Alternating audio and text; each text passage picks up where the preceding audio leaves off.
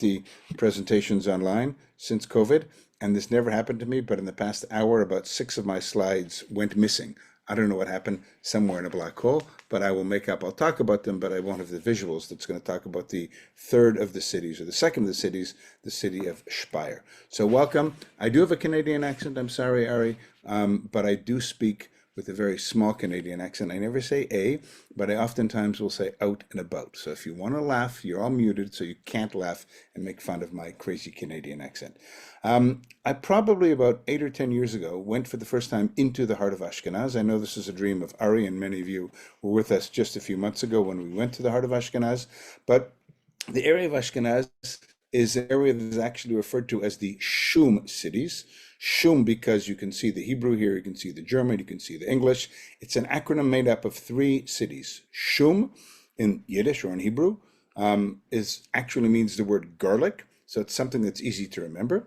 But the 3 cities are Speyer, or Speyer we might say, Worms, or Vermeitza, as we would say in Yiddish, and Mainz, or Magenza, as we might have heard in some high holiday liturgy, specifically referring to events in the medieval period in the city of Mainz or Magenza, and the martyrology in the Yom Kippur liturgy. So these 3 cities in 2021, not that long ago, were recognized as a UN World Heritage Site because not just their importance for us, but their importance in terms of the architecture of the medieval period.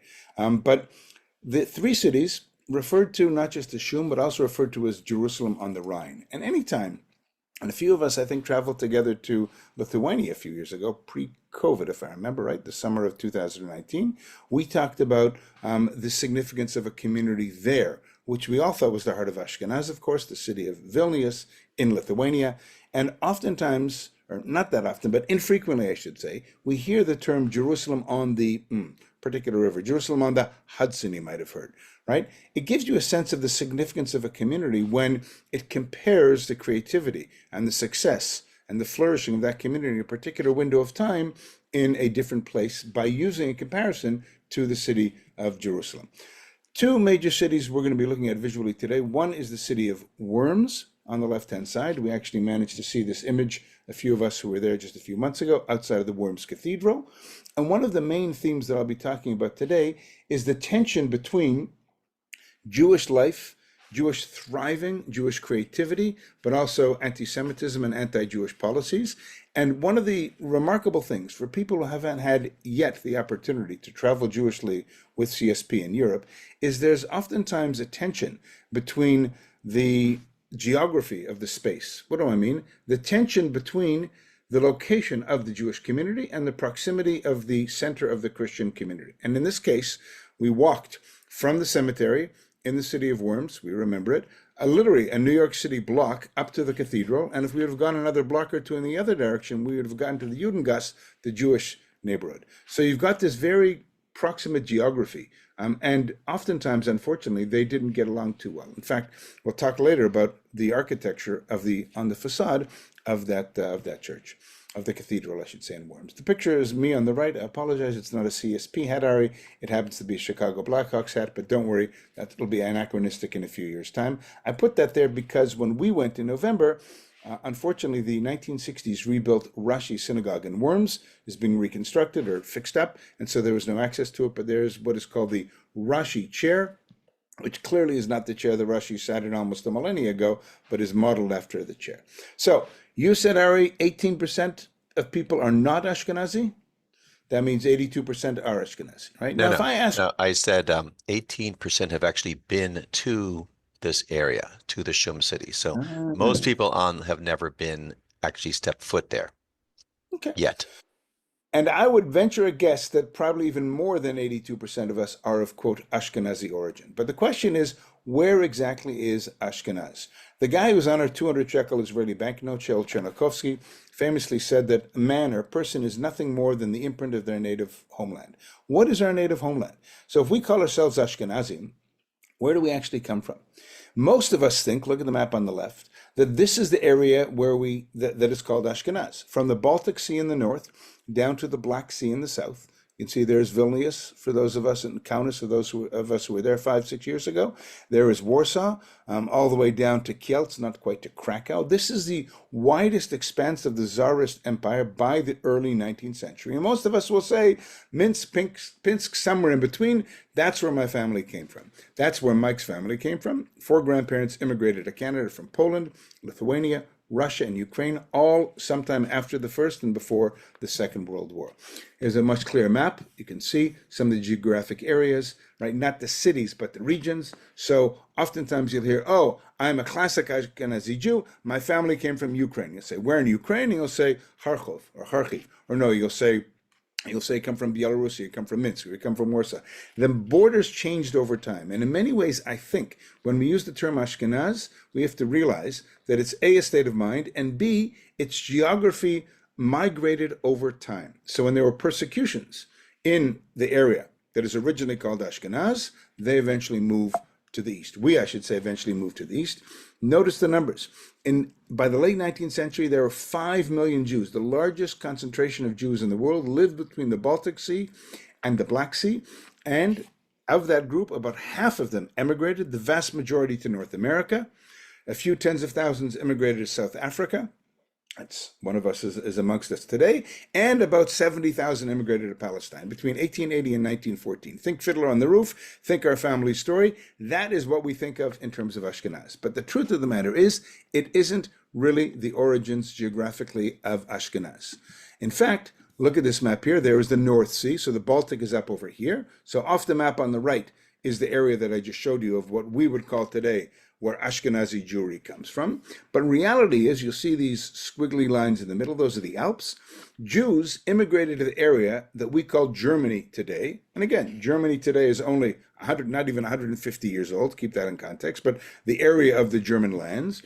And you'll notice we managed to get across these passes sometime after the destruction of the Second Temple. And by the mid-first millennia, there were already small Jewish communities there. A conversation / argument / disagreement oftentimes ensues because the majority of people, yours truly included, usually reference the first arrival of Jews to about 1,000 years ago in that part of Europe. But the truth of the matter is, we know from Constantine, a ruling that he issued, that in the 4th century already, there was a ruling that said that Jews who lived in particular towns in what we would call Germany of today could actually sit on the municipal council, which tells us at least 2 things. One is that there were Jews who lived there.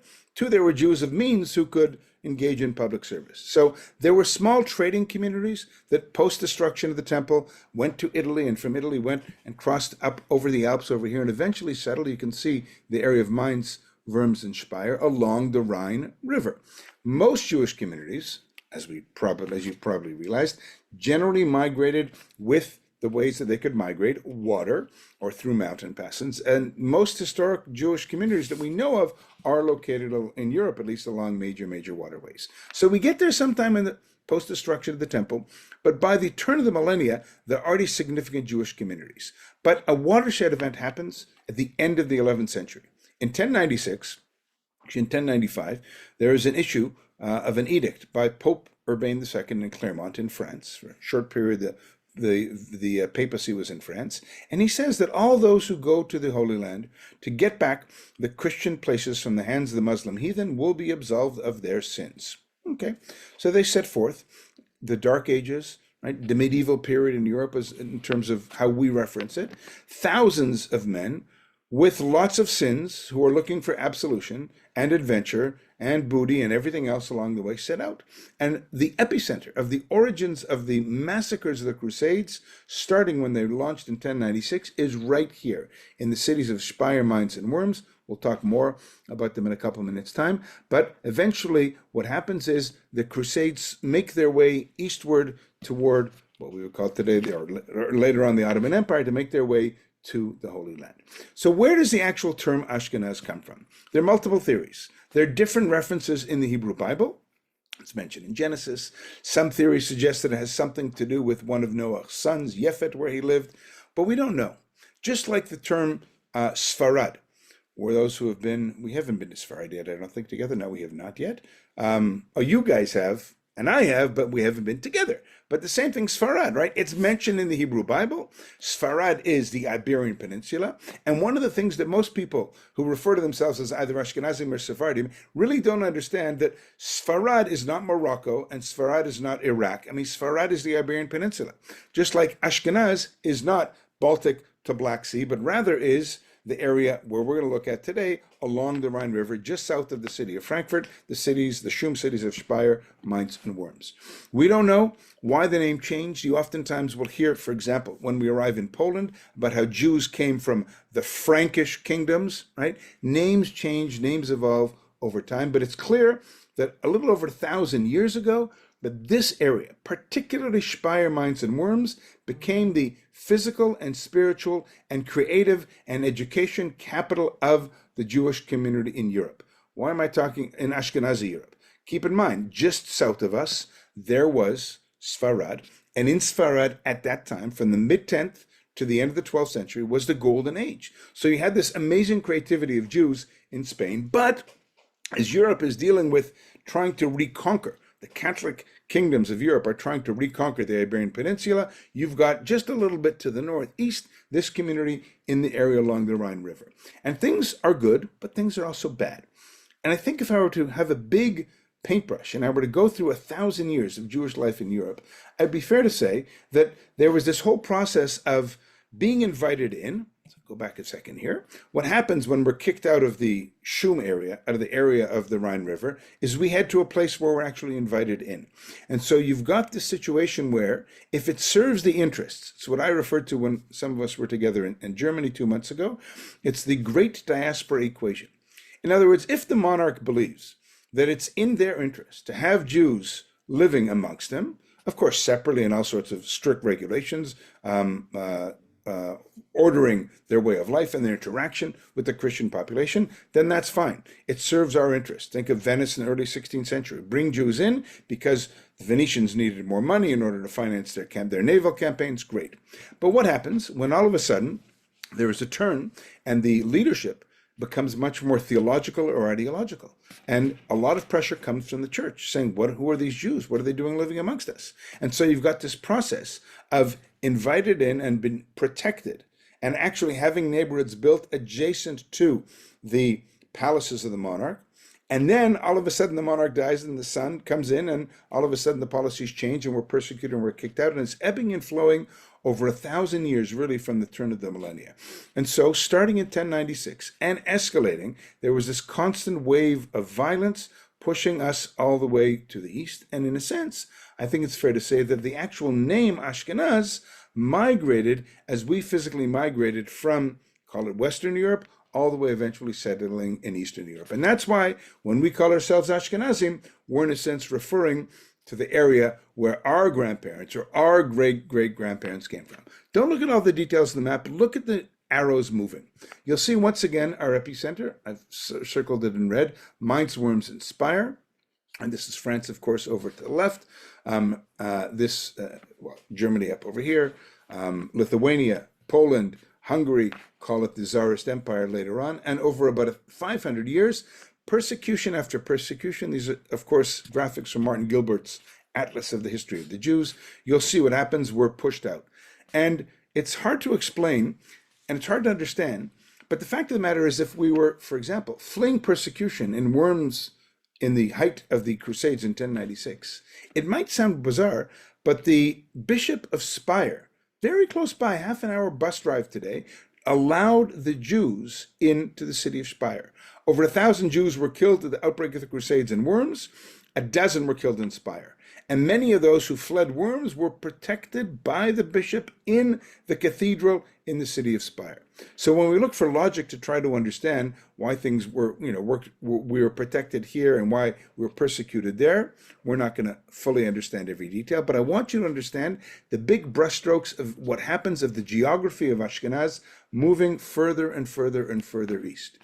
In addition to waves of persecution such as the blood libel, the lie that suggested that Jews would kidnap a Christian child, generally a boy, around Easter time, kill the child, drain the child of his blood, use the blood in order to make the black spots on our matzahs. That blood libel spread a lot in Germany, but it actually didn't originate in Germany. It actually originated in East Anglia and England in the 13th century. Or the lie of the desecration of the host, of how Jews were oftentimes accused of stealing the host, the wafer. From the early 13th century in the Catholic tradition, that was actually seen through transubstantiation as the actual body and blood of Jesus. Taking that, burning it, drowning it, whatever the false accusations were against us. In the mid-14th century, a third level of anti-Semitic persecution was around the Black Death or the Black Plague in the mid-14th century, where Jews were oftentimes accused of literally poisoning the wells. Why? How else could we explain the fact that Jews were dying as frequently as non-Jews in Europe were? And so wave after wave of persecution, eventually we moved to the east. But the church actually had rules they enforced on us. For example, by the 13th century, you can see here, quote, Jews shall not live side by side with the Christians, but will live in houses apart and adjoining each other in some section of the village, right? So we're allowed to be there. We're only allowed to live, call it a ghetto later on, but the ghetto only begins terminologically in the 16th century in Venice, right? But that was the nature of our relationship. You can be there, but only in a certain area, only fenced in, literally penned in, and only allowed out during business days, not allowed out on Easter, not allowed out on Christmas, Sunday, etc., etc. Late 13th century, a church council in Vienna, enlightened Austria, decreed that all Jews must wear a ring or red cloth on the left-hand side of their garments. Already from the early 13th century, 1216, the Fourth Lateran Council in Rome says very clearly that Jews must wear something on their clothing. Today I'm wearing my yellow badge. Good news today, but must wear something on their clothing to identify that they are different. Okay, so we've got this long history of very problematic, very challenging relationship in this area. We're going to begin by visiting Worms. We didn't see this actually, but there's a little blip. I don't know if you noticed this on the side of the alleyway. This is the Rashi synagogue that we went around because it's in the midst of being constructed literally as we speak. But according to legend, when Rashi's mother was pregnant, she came to visit family, and just as she was, in some sort of labor pains, there was a cart that was going very quickly down the lane, and she managed to, slide into the side of the building, and she was saved, and baby Rashi was saved. And as such, when they built the synagogue after the death of Rashi, they put that little niche in to suggest that there was some miracle that ensured the survival of the greatest medieval Rabbi Rashi. The streets of Worms, we walked from our restaurant to get to our lunch. There again is the reconstructed with the 1960s room of Rashi, or the Rashi study. Some of you might have had a chance to see it at the synagogue model at the Anu Museum, formerly the Beit Tutzot Museum in Jerusalem. Look, we'll look deep at two cities, at Worms and at Magenza, or Mainz, in the next half hour. Worms was a city where there was a bishopric, and those cities oftentimes didn't allow Jews in. If there was a cathedral in town, there was a bishop in town, oftentimes Jewish communities were not allowed in whatsoever. But in this case, Jews were allowed in the second half of the 10th century. And the Jewish community was built adjacent to the walls of the Jewish city was adjacent to the walls of the city. It became the center. It was a place that was decimated, as I already mentioned, in the First Crusade. By the 14th century, we see the cathedral adding onto it this image of the synagogue and ecclesia, which you can see on the right-hand side now. We managed to go around the backside. The upper image, which isn't just here in Worms, it's an image that one sees actually in Notre Dame in Paris. You can see it in Strasbourg as well, and a few other cathedrals and churches across Europe. It's very important Christian medieval architecture, 200 years before the birth of Protestantism and Martin Luther. But you see an image of a woman on the top who's standing erect, who has her chalice, who has her crown on her head, and underneath her, you'll see her eyes, very hard to see maybe in the image, but her eyes are covered. Her scepter is broken. She's humiliated and she's looking downward. On top is Ecclesia, the church. On the bottom is synagogue, Judaism. And the art that one sees as one enters into this cathedral is very straightforward. And that is that you Jews are blind like Ecclesia, like the synagogue. You have at any moment you want the opportunity to take off your blinders and join the rest of us. Now, this is art that is a New York City block one way away from the cemetery, which we'll see in a few minutes' time, and 2 blocks away from where the Jews lived. This is front and center in the main entrance into the cathedral in the city of Worms. The synagogue was destroyed in the mid-14th century, at the time of the Black Death. It was destroyed again in the 17th century, built again in the 1700s, finally destroyed in Kristallnacht, and rebuilt in 1961. One of the amazing things, I think, I don't remember if we spoke about this when we were together, about the ShUM cities, is that the 3 cities, each are very different in terms of the synagogue that one visits today. So the synagogue, which we'll see in just a minute in Worms, is a synagogue that is totally reconstructed based on the one that was destroyed in 1938, modeled after the one that perhaps looked like the actual synagogue during Rashi's time almost 1,000 years ago. The synagogue in Mainz or Magenza is a synagogue that is brand new, built barely a little over a decade ago in a very, very modernist interpretation of the legacy of the city of Mainz.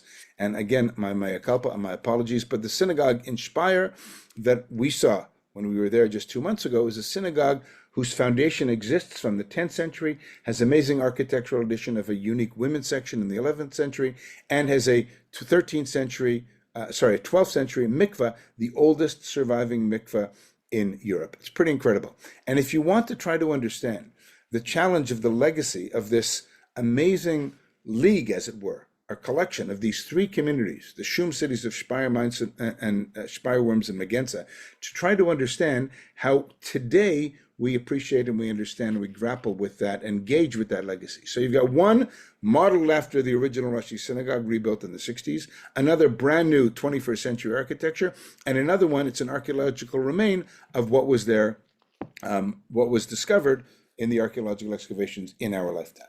Other access, another image I should say, of Iglesia on the right-hand side. But the story of how we got there. Worms, we generally, and we'll explore Rashi and we'll meet Rashi in a couple minutes time, but Worms generally is a town that we don't know how we got there. Legend has it that the tribe of Benjamin somehow got there hundreds and hundreds of years ago. We're talking more than 2,000 years ago, maybe even after the destruction of the first temple.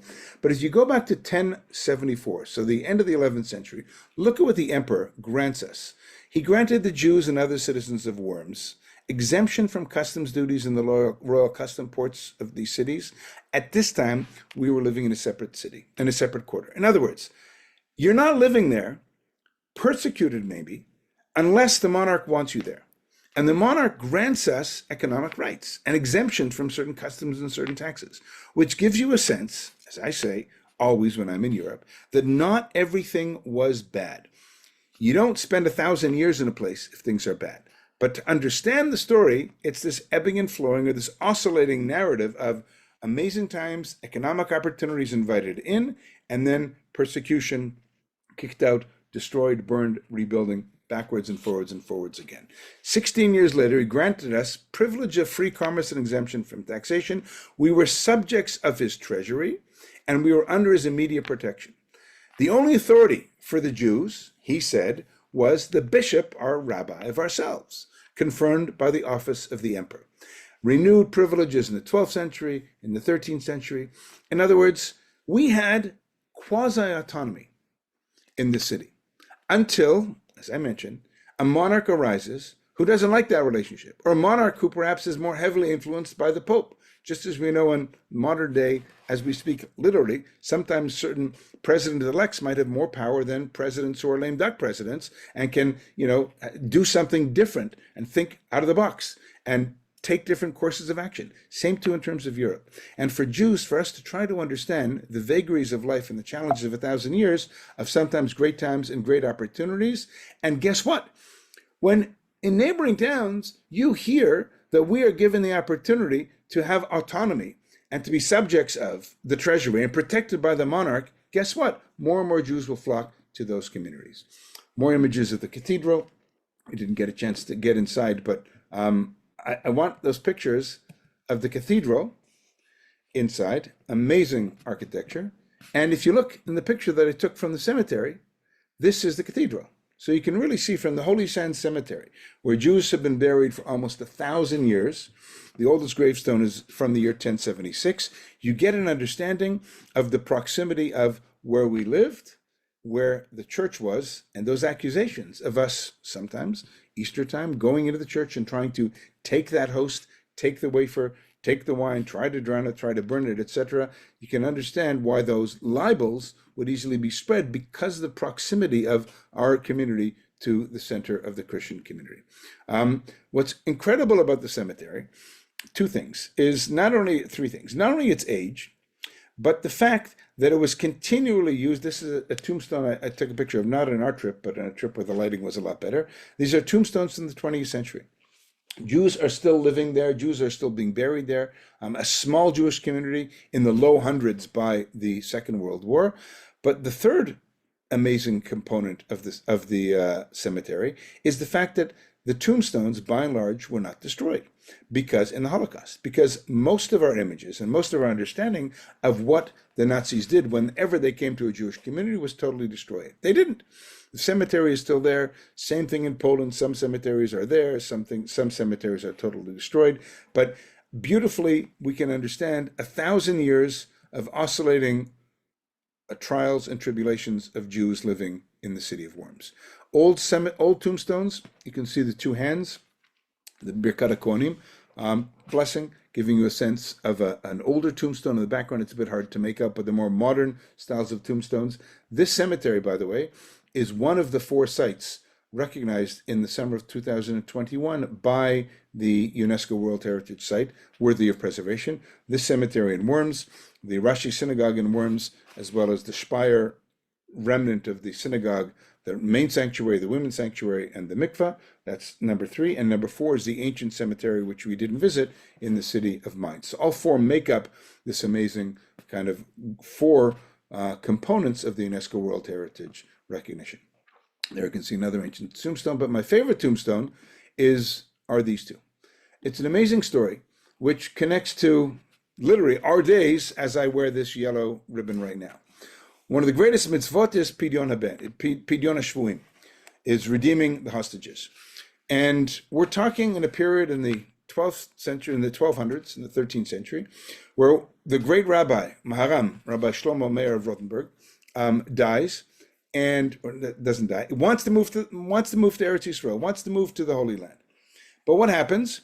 He's not allowed to, because the monarch was wondering and was worried that if he leaves his realm, then, and not he alone, but his followers will go to the Holy Land, and then he's going to lose this very important source of tax revenue. So he imprisons the rabbi, and eventually the rabbi dies in prison, and one of his followers, Alexander ben Shlomo Wimpfen, whose grave is on the right, Rabbi Meir's grave is on the left-hand side, he pays the money, and eventually he is buried. He's brought to be buried in the cemetery of Worms, and Wimpfen is buried right next to him. And it's a beautiful story of 800-year-old graves now, almost 800, 750, 800-year-old graves, telling a story of the challenges of Jewish life in that part of the world, right? It's great. The monarch invites us in. Oh, guess what? I'm decided to, go back to my ancestral homeland. Sorry, you can't do that. He imprisons him. And the rabbi actually refused to be ransomed while he was alive, because he was worried that it would jeopardize the economic situation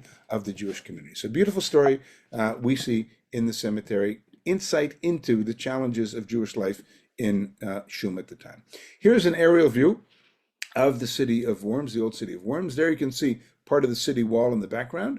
And then you can see the building in the middle. That's where we visited. That's the Rashi, the first building is the Rashi study, is over here. This is the synagogue that we visited, and the right-hand side we didn't visit, but is a modern building which is built on the cemetery.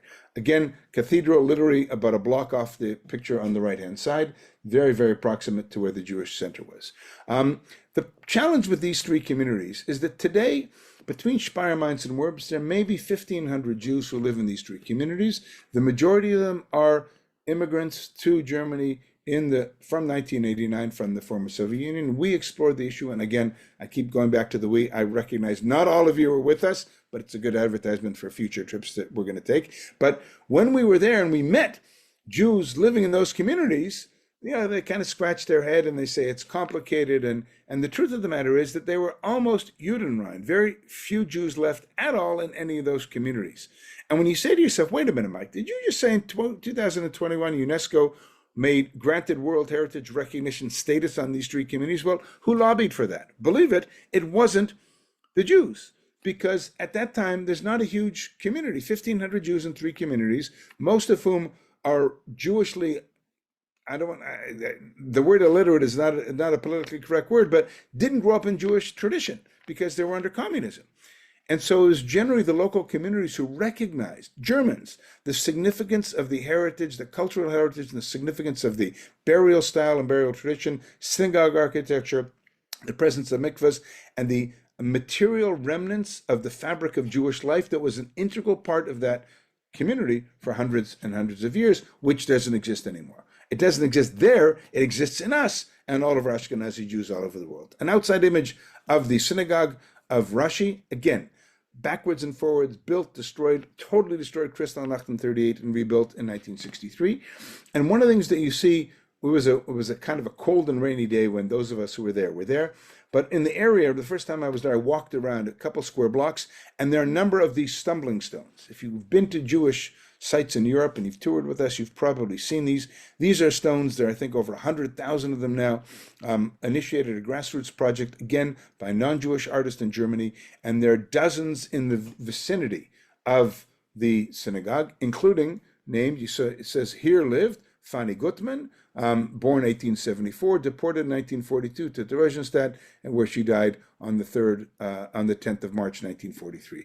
Loads and loads and loads and loads of them as you walk around. And so the residents who live there, not Jews today, stumble literally and see these stones. My friend, a rabbi from Chicago, in front of the address, it says Synagogue Platz, that's the plaza. And the building, as I say, looks old, but only from 1963.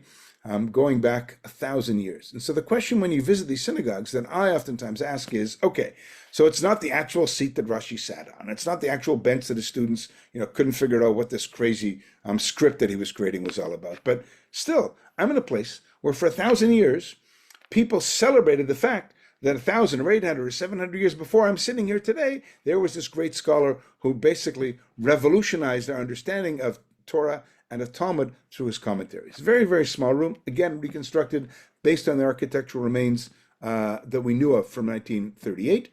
Who was Rashi?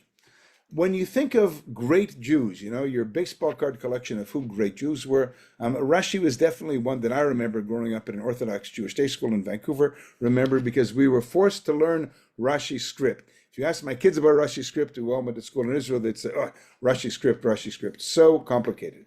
But the amazing thing about Rashi was that although his script was hard, and it's another font, as it were, of Hebrew, this guy was born in France, moves to Mainz, the next city we're going to be visiting, or Magenza, and he studies with a guy who is the great sage, right? Ma'or HaGolah, the light of the exile, the light of the dispersion, the light of the diaspora, Rabbi Gershom. We'll meet in a few minutes' time.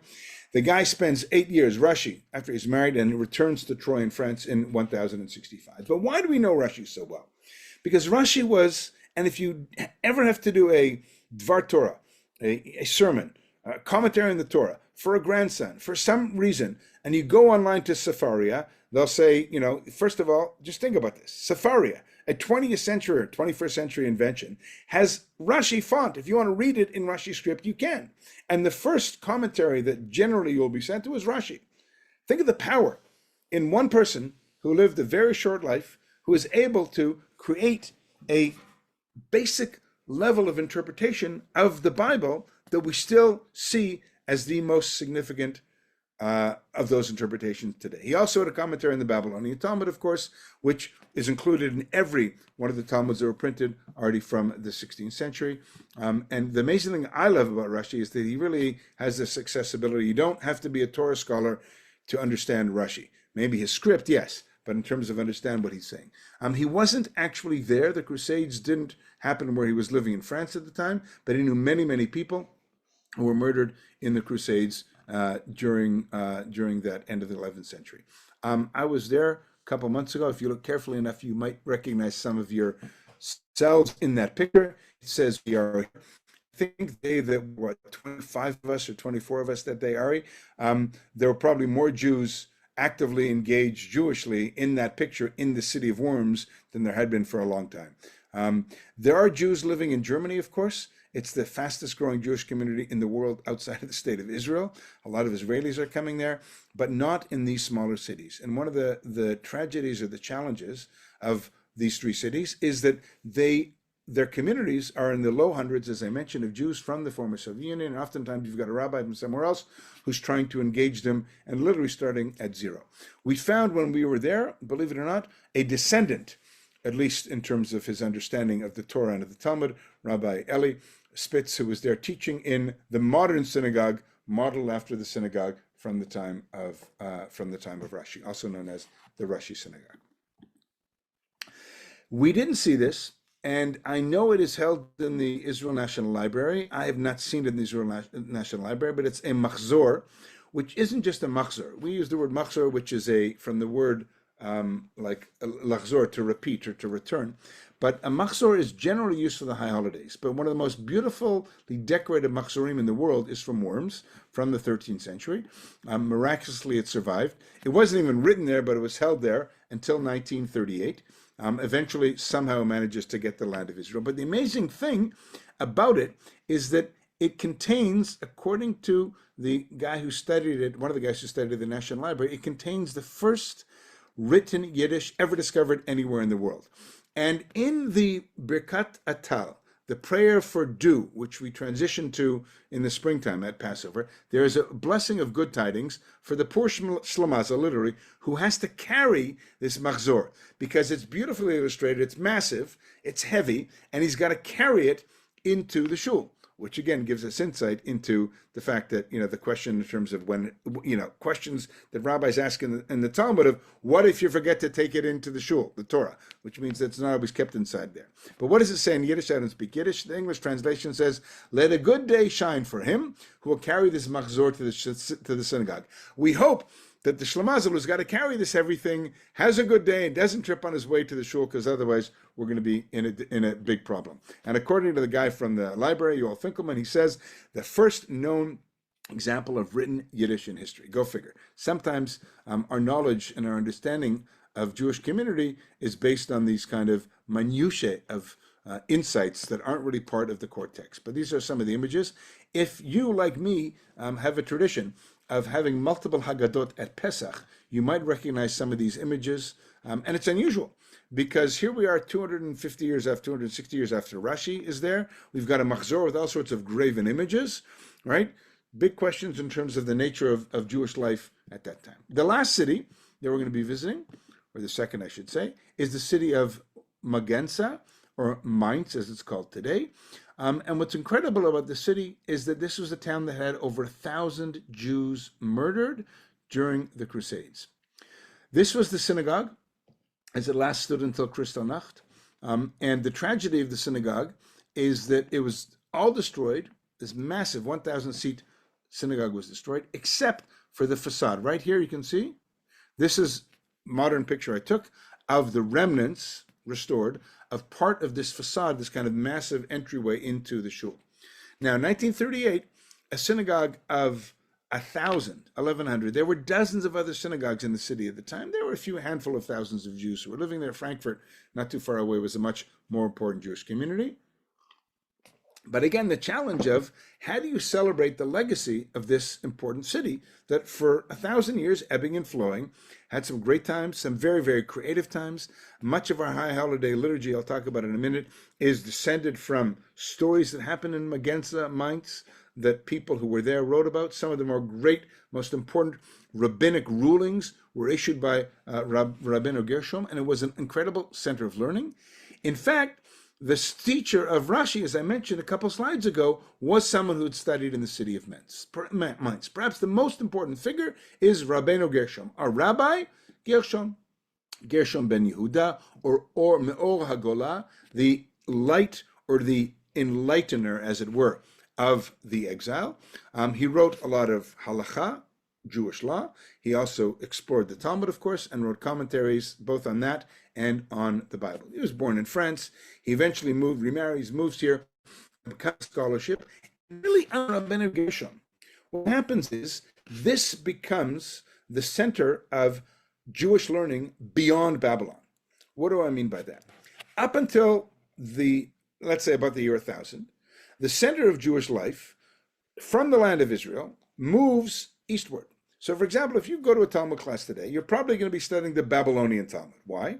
Because there are two Talmuds. There's the Jerusalem Talmud, which wasn't even written in Jerusalem. It was written by Jews exiled from Jerusalem who still lived in the land of Israel, up in the Galilee in Tiberias. And that was finished in the year 400. But 100 years later, there were Jews living in Babylon, and they put together the Babylonian Talmud, which is still the most up-to-date version we have of the Talmud. There are no Jews in Europe who are redacting or debating the Talmud. There's no significant enough Jewish community in Europe at the time. In Spain, by the 8th, 9th, 10th century, yes, there is. But again, the small number of Jews in Europe only begins to grow at the turn of the millennium. And as I said, this area, the ShUM Cities, was the epicenter of that Jewish communal learning. A century, less than a century after he dies, Rashi says of Rabbeinu Gershom, all members of the Ashkenazi diaspora are students of his. Such permanent fixtures, and then 2 centuries later, such permanent fixtures that Gershom's writings, are such permanent fixtures in Jewish tradition, they may have well been handed down on Mount Sinai. Those of us of Ashkenazi descent, the vast majority of us, when we think of Ashkenaz, as I said, one, it's not where we came from, where our grandparents came from, Lithuania, Ukraine, Poland, Russia, Belarus, etc. Rather, it's here. They took those rulings, those understandings, the Rashi script, the Rashi commentaries, with them as they migrated east. When there was growing intolerance for us here, we moved over there. But this is the origin of that Jewish creativity that has stayed with us today. The most famous of his rulings are what are called the takanot, or the rulings of ShUM. Not just his city, but they realized the significance and the power of these three communities together. So there were laws, very important, requiring the consent of both parties to a divorce. It's still a hot issue in traditional Orthodox Judaism today. In fact, only a man can give a get. But, according to Rabbeinu Gershom, and it's still held 900 years later, a woman has to be a party to the divorce. Unfortunately, he didn't say, this is Mike subjectively adding, unfortunately, he didn't say, and the women can also file for divorce. Second, there had to be rules about what you could do to someone who was forcibly converted, right? How do you relate to someone who it's not by their choice? They don't say, yes, I want to accept Jesus as the Messiah, but they're forcibly converted. He forbade, I should say, opening up somebody else's mail. How often have we been tempted? Oh, it looks like there's something in there, maybe interesting. He said that 900 years ago. Now, why? Because obviously it was happening. People were getting mail, and people were maybe using a little bit more than they should have, power, and opening other people's mails. But what's amazing is that not only were these impactful laws, but they proved to be a watershed in moving Jews away from relying on Babylonian Talmudic rabbinic interpretation of the law to having our own homegrown boys, literally from Rashi, from Gershom, from Rabbeinu Gershom, a century later to Rashi, and many, many other rabbis. When we went to Poland and Lithuania, for those of us who went 5-6 years ago, guess what? All of those rabbis there are heirs to this tradition originated by these rabbis in the ShUM cities. The synagogue, as I mentioned before, is a beautiful, interesting, bizarre, challenging, all of which are subjective terms, all of which describe it, structure, built in the 1910-19 You can see, and I'll show you some interpretation of it in just a minute. There in Hebrew it says, Ma'or HaGolah Bet Knesset Magensa, right? Ma'or HaGolah, the nickname of Rabbeinu Gershom, the light of the diaspora, the synagogue in Magensa. And here from the architect, you can see, is how he was inspired by the word Kedusha. Kedusha with the Hebrew root Kadosh, holy, of course. You can see the Hebrew letters in the bottom, Kedusha. And there you can see his interpretation of the Kuf and the Dalet and the Vav and the Shin and the Hey. And this is from the architect, is the Hebrew word for raising or blessing, whose 5 characters, letters, in an abstract way, articulate the profile of the building. With the pronouncing of a blessing, a profane object is raised or exalted. It is lifted out of the quotidian and made into something special. It is this act of making special that the building in its everyday use should allow for. So here you have this interesting non-Jewish architect saying, okay, how do we take something from the quotidian and make it holy? How do we take something from this, the very small remnants of a significant Jewish community for 1,000 years that was attempted to be eradicated by the Nazis in the 1930s? They burned down the synagogue. And how am I going to try to interpret what I could do with the space where that synagogue was? So you can see the interplay between the original pre-1938 and the redone stuff. And he describes it again as following. Almost paradigmatically, Mainz embodies hope, learning, and an unshakable belief in a future, and at the same time, the destruction of Jewish culture and people over more than a millennia. How do you do that? Take 3 cities, as I mentioned. Mainz, this is what was left. This is what's been redone. Worms, well, we have a model of a synagogue that was destroyed in 63. Let's rebuild that model. And in Speyer, we have archaeological remains dating back 900, 800 years of the synagogue, the women's section, and the mikveh. So when you pass by on the street, it doesn't all look like a synagogue. It looks like a very, very, very unusual structure. It seats a little bit less than 500 people inside. It's an active synagogue. We met the rabbi there who's Israeli, who probably needs to speak Russian because the majority of people in the congregation are Russian speakers. And you can't see from my camera, but the amazing art, which brings light, right? The concept that the architect used because of the nickname of Rabbeinu Gershom, Or HaGola, the light of the diaspora, used a lot of natural light, as much as there is in Germany, in order to bring into the synagogue. But letters, all sorts of letters from liturgy are all over. The shape of the chairs, but also embossed in the side of the wall, is filled with Hebrew letters. I will almost end with a piece of our liturgy, which is my favorite, Unatana Tokef, which is perhaps one of the most important pieces of liturgy in the High Holiday service. This is the prayer, as we say, on Rosh Hashanah will be inscribed, Yom Kippur will be sealed, who will die, who will live, who will die predestined time. And what's amazing about this, of course, is that it's very familiar to those of us who attend synagogue, obviously in the High Holidays.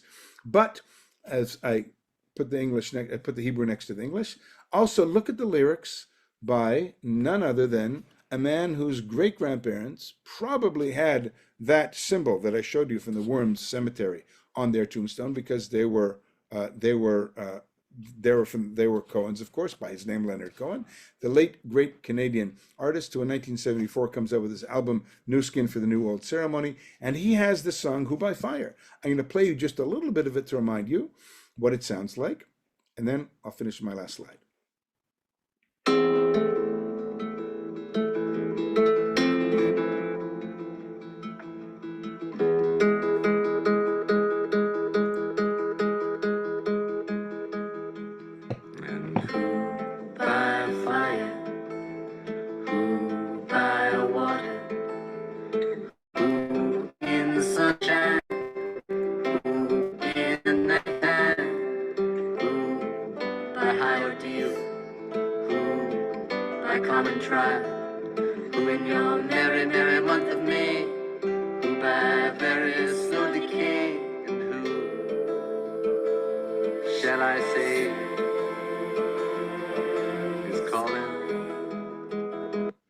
You can listen to the rest of it on Spotify or on your own album. But why do I put that up there? Who by fire, who by water? Leonard Cohen, 1974. And look at the liturgy. Hundreds of years, Jews everywhere in the world were saying this. Who will live and who will die, who will die, priesthood. Who by water and who by fire. And why do I share that beautiful song, that text with you today? Because it gives us an understanding of the power, the lasting power of the creativity of the Jews who lived in these 3 communities. We talk about Rashi. You can't engage in serious Jewish education today without understanding who Rashi was and his significance. Not just the fact that he wrote a crazy, hard to decipher language, but he gave us the most basic, kind of fundamentally rudimentary understanding of the Bible that is still accessible and the most referenced 1,000 years later. And he has a commentary on the Talmud on top of that. And he, after all, was a student of this great rabbi, Rabbeinu Gershom, from the city of Mainz, who essentially is the one who creates the legal authority and the centrality of Jewish rabbinic authority in Ashkenaz, which migrates over to the east, in a sense, marking that change from relying solely on the leadership legally halachically, of the Jewish community in Baghdad. What happens after the Black Death, mid-14th century? As I said, most of the Jewish communities in this part of the world were eradicated. Jews were readmitted a few years later, but unlike those great conditions under earlier monarchs, we weren't allowed to own property. Tolerance was very, very limited, and payment ultimately was a lot more expensive to live there. Other groups replaced us. Lots of bourgeois citizens who protected the bishops. This led to lots of expulsions, and eventually, as I said, we immigrated further to the east. Lithuania, all the way down to the Ukraine. And the last image, never visited online, of the cemetery in the city of Mainz, the fourth of those additions in 2021 to the UNESCO World Heritage Site. Amazing, telling a story of Jewish life, Jewish creativity, the fragments of memory that are still there. We are heirs to that rich story, of course, but tragically, there's just small communities that are there today in the early 21st century. With that, Ari, I turn it over to you if there are any questions. Thank you. We have time for a few. Thank you for that quick jump into history and our origin story. So a few notes. Number one is I will share, those of you, well, everybody, you can read it or you don't have to read it, our itinerary from our Germany trip. Since I spent a lot of time working on it, it's a very short itinerary because it has notes. It's only 154 pages. So it has for each place we went in Germany, it has background materials, links. So you can actually kind of go through. That's what it looks like. So that's what a CSP adventure looks like. There's a simple itinerary as well, and that's the more detailed one, but I will share it. You know, I disagree with, Mike and I got into arguments because when we went to Lithuania and Poland, I said 1,000 years of history. And then when I researched Germany, I go back, I say it's 1,700 years of history because we have the evidence that Mike showed of Jews being there 1,700 years ago. Now, it only became a prime center 1,000 years ago, but Jews, I think, were pretty much there 1,700 years ago. So just a few notes there. Also, Rashi script is not created by Rashi. It was script that was used at the time as a typeface, and it was named after Rashi. So now it's called Rashi script, but he really had nothing to do with it. But I think he'd be surprised. I don't know if he could even read it if we brought him back. Who knows? There's a prayer called Avarachamim. So if you are daven, if you pray in an Orthodox synagogue right after the Torah is put away, you should look at Avarachamim and look at the notes because that was composed after the destruction of the Jewish communities in the ShUM cities and is tied to the ShUM cities. So I just wanted to add that. If your name is Shapiro, this is what I find out because my great-grandmother is Shapiro from Lithuania. It is very likely, or Spiro, but any name like that, it's likely your origin is from Speyer. So if you're a Shapiro or have a family from Shapiro, check it out. For us, and I can see Ruth Schick and Harris and Jen, it was very cool to be in these cities that Mike was sharing with us. If you're interested in doing a CSP trip to Germany and I have enough people, we can do it again. I may not be on it, but I can certainly have Mike. Mike will be happy to do the trip again. We went to other places, by the way. We started in Frankfurt, spent time in the ShUM cities, went to Nuremberg, which was a very interesting highlight, and then spent time in Berlin. So it was really a well-organized, well-run trip, and Mike brought a lot of meaning as we went along. One story, Mike, that I heard about Speyer is that the cathedral that we saw, which is spectacular and where the kings of the Holy Roman Empire are buried, it was funded by the Jews. In other words, the bishop brought the Jews to Speyer, put them next to him because they literally on the steps of that cathedral were on that steps of the area were raising money to build that building. I don't know if that's actually true, but that's what I heard from the guide there. But keep in mind that 11th century cathedral that was built, literally less than a New York City block. Across the street is where the Jewish quarter is. And I think that's, to me, one of the, same in Lublin in Poland. There are countless places that I've been in Europe where people just don't understand. The Jewish community is literally adjacent to the palace of the king or the church, because the only reason we ever existed was because the monarch, generally, oftentimes in conflict with the religious authorities, wanted us there and protected us, and sometimes had to protect us even from the religious authorities. In this case, though, it was the religious bishop who, as I mentioned, in 1096 took in refugees from the city of Worms and protected the local residents. So we had a very unusual relationship at that particular moment in that particular city, Ari, between the Jews and the clergy. People had asked about the maps. Thank you. People had asked about the maps. So I found the book that you used, and I shared it in the chat, but I'll share it in the follow-up email as well. Looks like a good book and a good resource.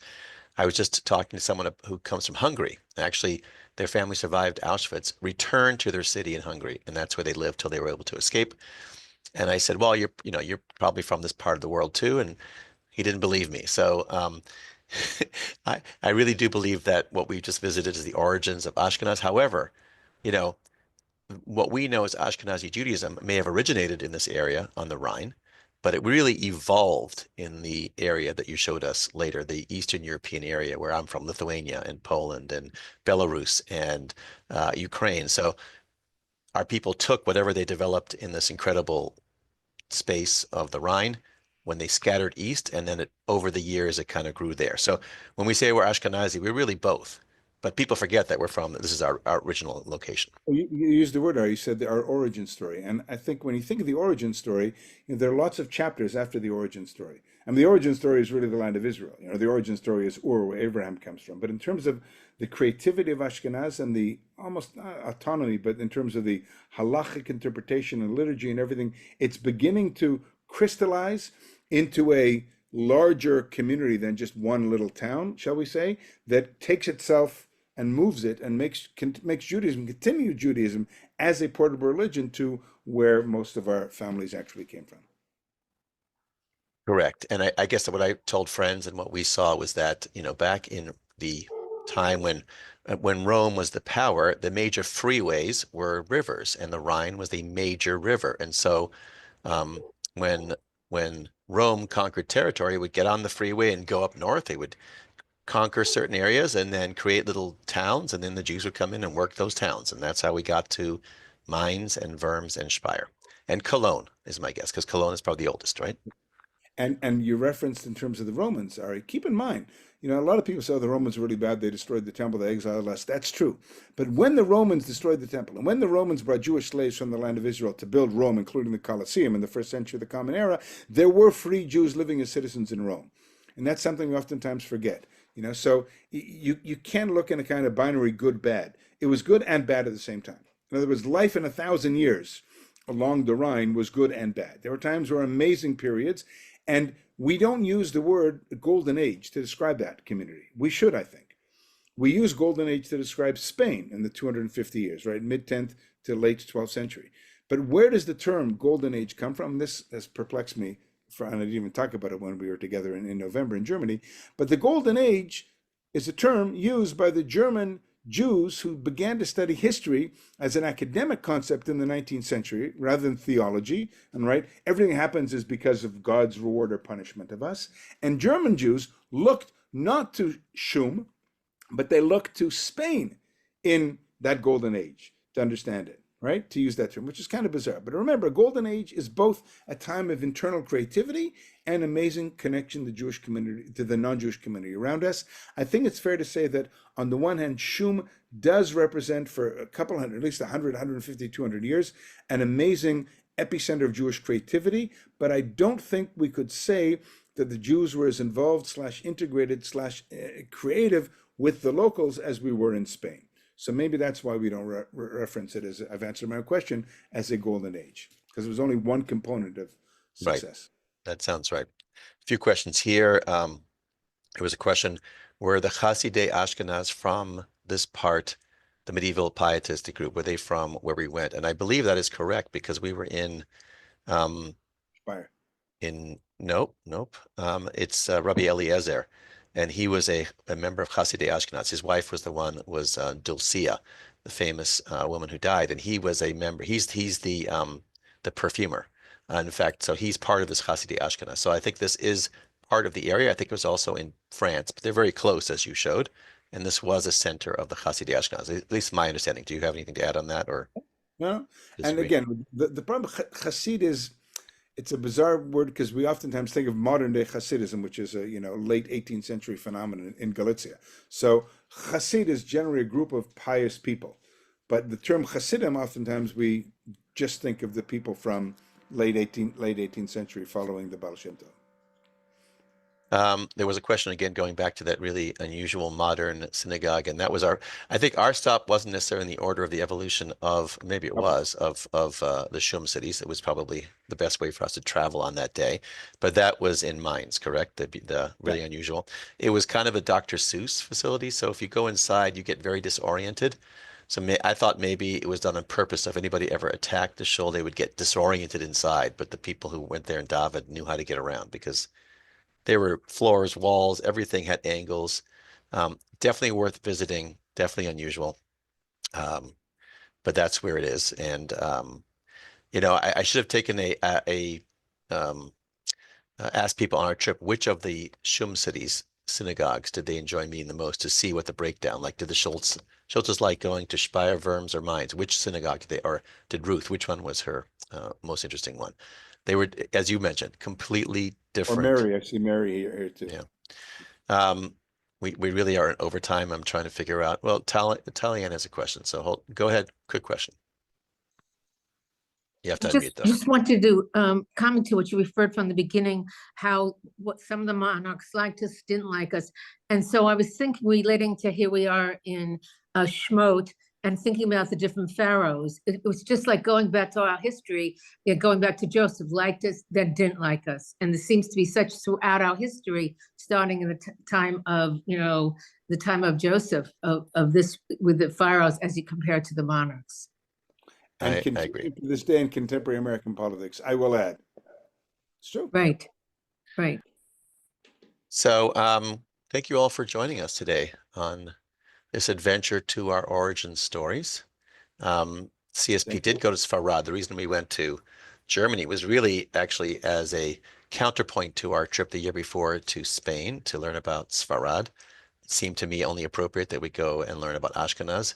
I will say the reason that we're going to the Greco-Roman world and then Egypt is because it turns out that if you look at CSP's travel adventures, inadvertently we started in modern Israel and modern New York to study where we are today as Jews. Then we went back to Lithuania, Poland. Then we went to Sfarad. Then we went to Ashkenaz. I was like, let's just keep going backwards.